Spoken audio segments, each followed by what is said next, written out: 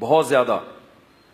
وہ کہ جب مجھے پہچانتے ہو تو کچھ میرے حقوق ہوں گے اور کچھ میری، بولو نا ابے یار یہ بھی نہیں پتا، مخلوق کے حقوق ہوں گے. میرے حقوق میں سب سے پہلے نماز ہے.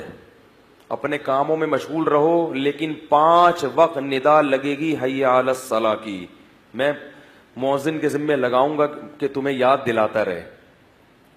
پیدائش سے لے پیدا ہوگے تو حی علی الصلاۃ کی کان میں اذان کہلواؤں گا، موت تک حی علی الصلاۃ کی صدائیں لگتی رہیں گی. کس قدر بے شرمی کی بات ہے، پیدائش سے لے کے موت تک اللہ اکبر حی علی الصلاۃ سنتے ہیں، پھر بھی مسجد میں حاضری نہیں دیتے.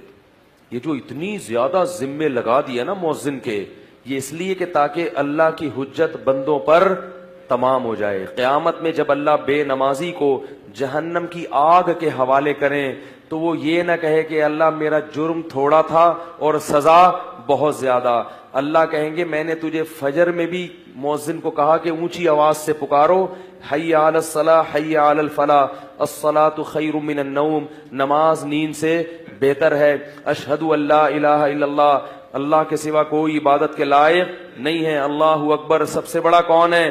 وہ ہے. نیند بڑی چیز نہیں ہے، خواہشات دکان بڑی نہیں ہے، بڑا کون ہے؟ اللہ. فجر میں بھی کہلوایا، ظہر میں بھی کہلوایا، عصر میں بھی کہلوایا، اور تو نہیں آیا تو میں نے کوئی عذاب تجھے نہیں دیا، تیرے منہ سے نوالا نہیں چھینا، تیری دکان نہیں بند کرائی. میں نے مؤذن سے کہا کہ کسی کے گھر پہ جا کے نکالنا نہیں ہے نماز کے لیے، نہ کسی کی دکان بند کرنی ہے، صرف پیغام کان تک پہنچا دینا ہے. میں بڑا ہوں، میں بڑا ہوں، میں بڑا ہوں، بار بار سنتا رہے گا. لیکن یہ نہیں مانا اور بغیر توبہ کے مر گیا تو پھر عذاب کون دے گا؟ ان عذابی لشدید، پھر میرا عذاب بہت سخت ہے، پھر میں سخت عذاب دینے کا مجاز ہوں. اس لیے بھائی جتنے لوگ بیٹھے ہو، جتنی خواتین بیان سن رہی ہیں، عزم کرو آج کے بعد انشاءاللہ نماز کبھی قضا نہیں ہوگی. نماز روزے سے بھی زیادہ اہم ہے.